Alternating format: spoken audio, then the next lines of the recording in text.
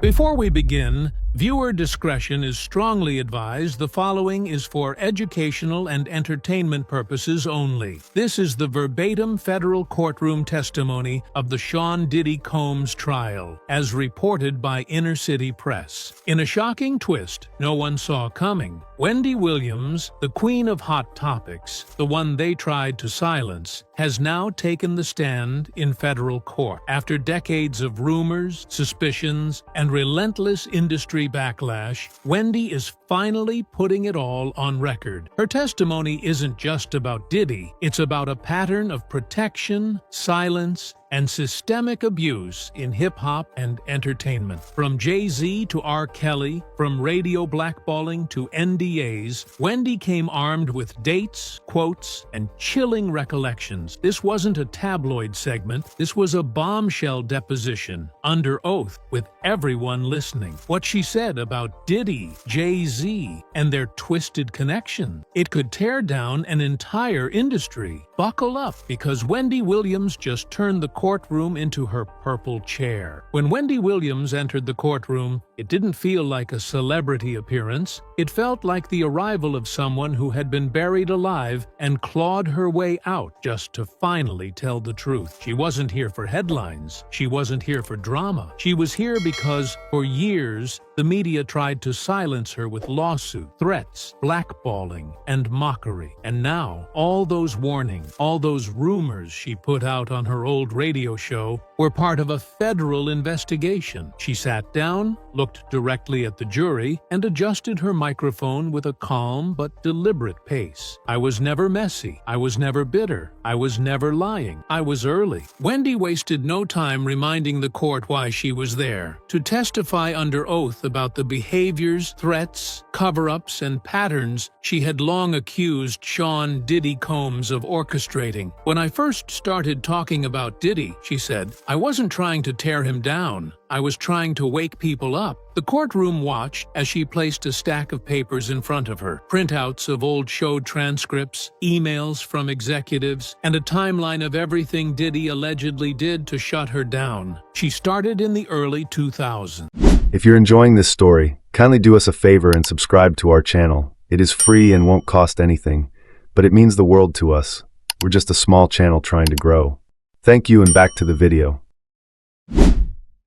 He was protected. Everybody knew it. You couldn't talk about Puff without a phone call coming in an hour later. She detailed moments where station managers warned her, advertisers pulled out of her show, and threats were made in subtle but unmistakable ways. You're doing too much, Wendy, they'd say. You're gonna get hurt, Wendy. She described being chased, quite literally, out of her radio station by a girl group allegedly sent by Diddy himself. Total. I said they were broke, and within hours, they were waiting for me outside my building. That's not coincidence. That's coordination. Wendy described her career like it was a war zone. Every time I exposed something about Diddy, from his parties to the way he treated his artists, something in my world would collapse. A sponsor, a syndication deal, a network invite, gone. But she refused to back down. You can blackball me, you can threaten me, but you can't erase me. And now I'm under oath, so I hope they're listening, because I'm not stopping until the truth is loud enough to shut their machine down. When the prosecution asked Wendy about the culture surrounding Diddy, she pivoted toward someone else she had long warned the public about, Jay-Z, and her tone sharpened. You can't talk about what Diddy did without talking about the people who stood next to him, smiled with him, while the abuse was happening. That includes Jay-Z. Wendy's eyes scanned the jury before she leaned in. Y'all remember Foxy Brown? She was 15. Jay-Z was 27. And he was everywhere with her. She pulled out lyrics from Foxy's debut album, songs Jay-Z reportedly wrote. Ain't no nump like the one I got. No one can fuck me better. She read aloud, deliberately. The courtroom recoiled. You tell me, she continued. Why was a grown man writing those lyrics for a child? She continued with details only someone from the industry could know.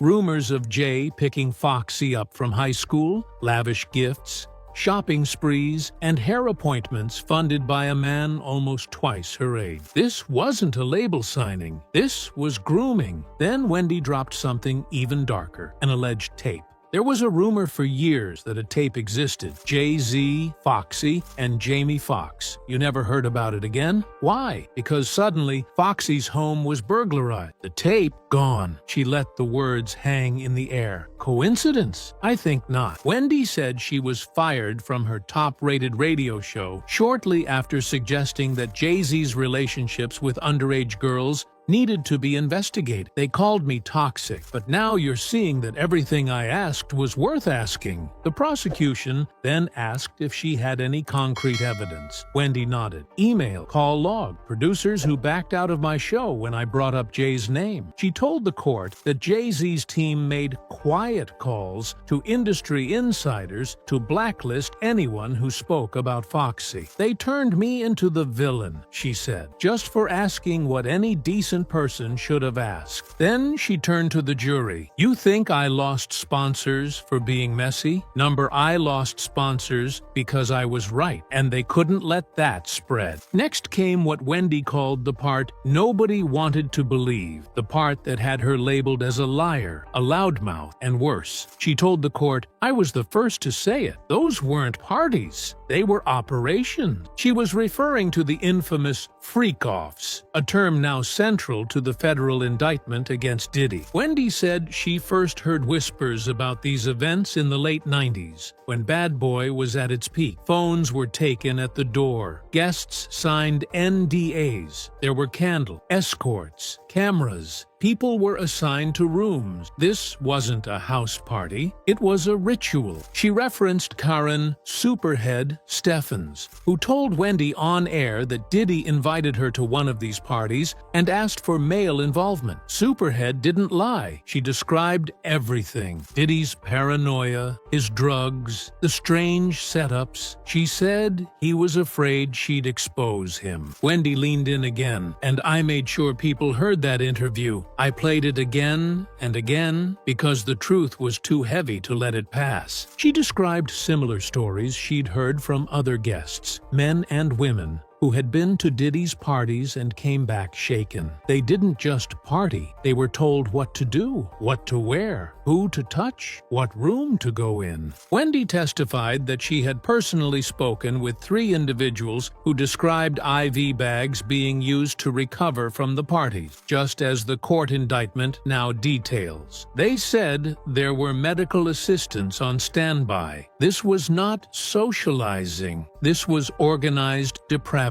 She produced a list, pseudonyms only, of people who'd given her their testimonies in private. The court was stunned. One by one, these events matched the very patterns described by Cassie Ventura, Gene Deal, and other witnesses in the case. Finally, Wendy said something that hit everyone hard. The baby oil? I said it on air as a joke, but it wasn't funny. They really found over 1,000 bottles, just like I said. You know why I knew? Because people told me, and I was the only one willing to say it. She sat back in the chair, composed, and looked over at Diddy. All these years later, and we're finally here. Now it's not gossip, it's evidence. As the courtroom grew more silent, Wendy Williams shifted focus to someone else she had been defending for years, Cassie Ventura. I said it back then, she declared, eyes never leaving the jury. Y'all were mesmerized by the diamonds, the music videos, the red carpets, but I saw a scared girl. I saw imbalance, and I said it on the air. Something about that relationship was off. Wendy testified that she had tried to warn her listeners as early as 2008 about the obsessive control Diddy allegedly had over Cassie. She was 19. He was pushing 40. That's not love, that's leverage. Wendy explained how the mogul's lifestyle, jets, private security, industry pull, made it nearly impossible for Cassie to leave. I said it then, and I'll say it now. She didn't need a boyfriend. She needed a bodyguard. She reminded the courtroom of a clip she played on her show years ago, where Cassie looked down during an interview and flinched when Diddy raised his voice. People called it nerves. I called it trauma, but nobody listened. The prosecution then entered into evidence a timeline of Wendy's broadcasts that paralleled Cassie's legal claims. I was told Diddy had access to her phones, that he'd show up at hotels unannounced, that he'd get staff to unlock her doors. She paused. And when I said that out loud, my show sponsors pulled the plug. Wendy then referenced a 2018 incident, the one where Cassie reportedly ended the relationship after Diddy allegedly forced his way into her home. That's not the first time he showed up uninvited, Wendy testified. People don't understand. When a mogul wants control, they don't need permission. They make the world rearrange itself for them. She gave the court a chilling breakdown of how these mogul dynamics play out: grooming, isolating, leveraging industry influence, and forcing the illusion of luxury as a means of obedience. He didn't just love Cassie, he owned her, and when she broke the chain, she became dangerous. Wendy ended this part of her testimony by saying, "Everything in that lawsuit, I saw the sign. I said it publicly, and now she's finally being heard. But at what cost?" Wendy adjusted her mic again. Her voice didn't tremble, but it slowed. "You don't get to talk about men like Diddy and walk away clean. I knew that, but I didn't realize how deep it would go until it happened." She testified that in 2004, at the peak of her radio dominance, she received a message from a record label executive: "Stop talking about Puff, or else." Wendy didn't flinch. She kept going. The very next week, she was pulled from her afternoon time slot. "They didn't even pretend it wasn't about him," she said. "It was punishment." Wendy revealed she'd heard from multiple sources that Diddy had made phone calls, strategic ones, she said, to label heads, promoters, and radio networks, warning them to distance themselves from Wendy. She recalled one program director telling her bluntly, "You went too far. You poked the wrong bear." She spoke about how she was almost attacked in front of her own studio by the girl group Total after she called them washed up and broke on air. "And you think they just showed up randomly? Number they were sent?" Wendy recounted the moment in vivid detail. Fans pressed to the glass of the radio station lobby, her boyfriend at the time waiting in a car, her intern panicking. That wasn't just a confrontation, that was a message. "We can get to you." She then described how she was disinvited from BET events, denied media passes, and lost advertising deals. It was all coordinated. Diddy didn't just want to stop me, he wanted to erase me. She brought out printed emails from PR firms representing Bad Boy at the time, each one distancing themselves from her platform. One email read, "Per client instruction, we will no longer be booking talent on Wendy Williams' show." "That client?" "Sean Combs," Wendy said, holding up the page. "I wasn't the first to be blackballed," she added, "but I was one of the few who stayed loud about it." She turned to the jury again. "That's what he does. If you speak, you lose everything. Your mic, your money, your name. But I didn't fold. I talked through the silence. And here I am." Wendy sat still for a moment before recounting a time that felt almost surreal in hindsight. "We come from a very homosexual era of hip-hop," she began, quoting her own past words. "That wasn't shade, that was truth. And for saying it, I was burned at the stake." She explained how in the early 2000s, there was a quiet but undeniable effort to protect certain stars by shaming those who questioned them. "I had Charlemagne on the air with me, and even back then, we knew what not to say if we wanted to stay employed, but I said it anyway." She brought up her 2004 book, The Wendy Williams Experience, which was full of coded references and veiled warnings about Diddy, Jay-Z, and their after-dark lifestyles. People called it gossip, but now the government calls it evidence. Wendy then recounted a 2009 interview she did with former Bad Boy artist Mark Curry, who had just written Dancing with the Devil. "He called Diddy the shadow that ruins people." I agreed. And suddenly, that interview disappeared from the radio station's archives. She told the court that every time time she tried to feature someone critical of the industry, Superhead, Gene Deal, Jaguar Wright, she got pushback, email threats, even FCC complaints. They tried to shut me down through every angle they could. Then she dropped something that caught the court's attention. There was a list, not written down, but everyone in the industry knew it. A list of people you couldn't talk about. And when I broke that rule, I paid. She explained that her Hot Topics segments were constantly being flagged for review, that show producers were being threatened by talent reps, and that executives warned her, off the record, to back off. They said I was going to mess it all up, for them, for the station, for myself. She paused. But now it's all messed up anyway, because the truth is out. Wendy's voice lowered as she finished this part. This trial is not the beginning. It's the end of a cover-up, and I want the jury to know. I've been sounding this alarm for 20 years. You all just finally heard it. As Wendy looked back at the courtroom, her tone shifted again. Sharper now, more precise. You think this is just about Diddy? You're wrong, she said, locking eyes with the jury. This is about the ecosystem that protected him, and that includes names you were never supposed to hear in a courtroom. Tyler Perry, Oprah Winfrey. A collective stillness fell over the courtroom. The prosecution asked her to explain, and she did, with brutal clarity. There's a list in Hollywood, not one you'll ever see, not one you'll ever hold, but it's real. It's the list of people you do not cross. And if you do, you disappear. Wendy recounted the aftermath of her infamous radio segments when she exposed not only Diddy's parties and manipulation, but also called out how Tyler Perry allegedly blackballed her behind closed doors. I had sources, real ones, producers, agents, and they told me flat out, Wendy, your name is being passed around. They don't want you touching certain topics. You're being labeled unstable. She explained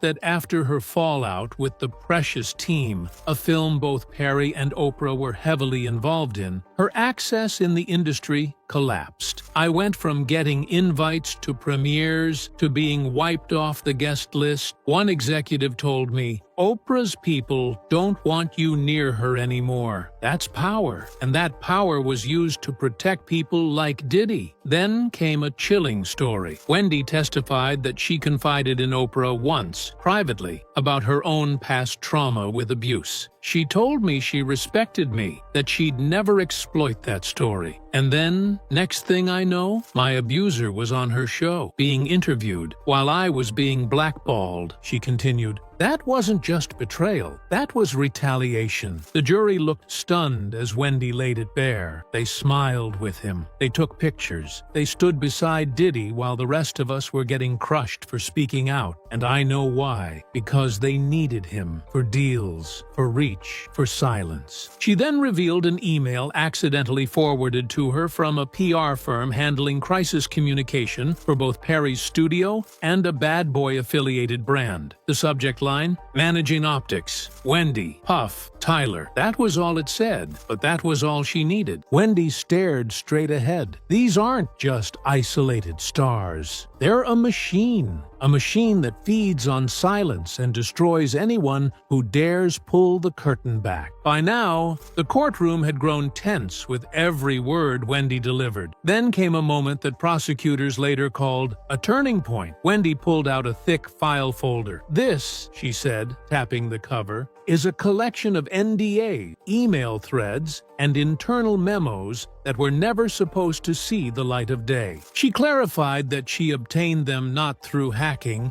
but from industry friends who had long since left the game. They were tired of watching women disappear, tired of seeing truth labeled gossip. Wendy began reading from an NDA dated 2007. The name redacted. The language? Ominous. Subject agrees not to disclose any private gatherings recordings, or interactions with Sean Combs, his guests, or associates. Violation of this agreement may result in financial penalties and public retaliation. She slammed the paper down. Public retaliation. That's how deep it went. Next, she read an internal email from a luxury hotel chain. We have prepared the presidential suite with all requested amenities, including extra linens, candlelight lighting, and discretion measures. Mr. Combs's assistant will arrive for setup prior to guest entry. The date on that email? 2015. Cassie was still with Diddy. You think this was just celebrity partying? Wendy asked. Number, this was a system. This was planned, funded, scheduled, and cleaned up afterward. She revealed that she had evidence of payments made to publicists, talent managers, even bloggers, all to manage the narrative. One email instructed a writer to avoid any reference to recent rumors and instead push an article on Diddy's philanthropic work. Then came a photo, one that prosecutors presented to the jury. Diddy, Tyler Perry, and a media consultant known for her crisis sweep services, all standing together at a 2019 gala. They were smiling, Wendy said, smiling while women were getting paid to shut up and others were getting destroyed for not signing. If you're enjoying this story, kindly do us a favor and subscribe to our channel. It is free and won't cost anything, but it means the world to us. We're just a small channel trying to grow. Thank you, and back to the video.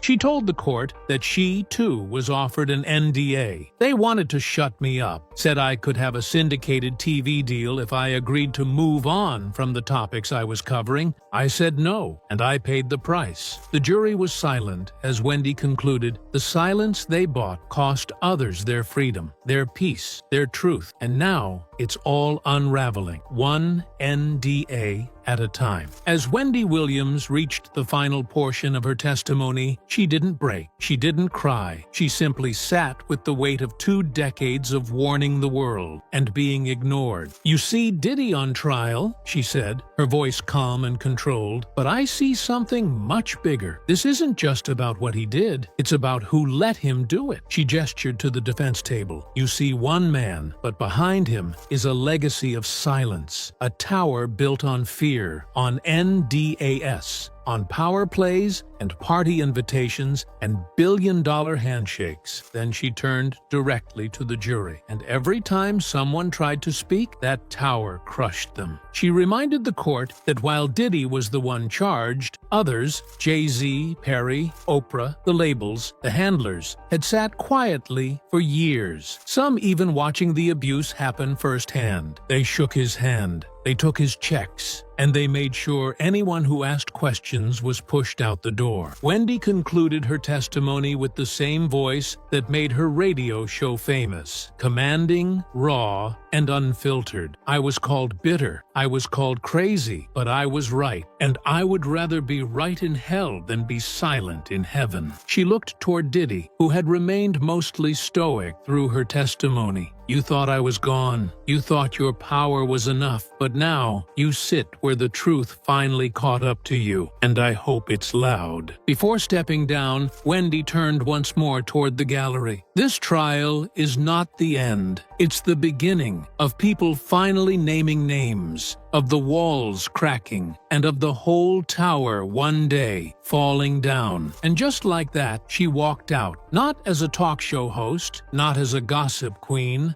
but as a witness whose voice could no longer be denied.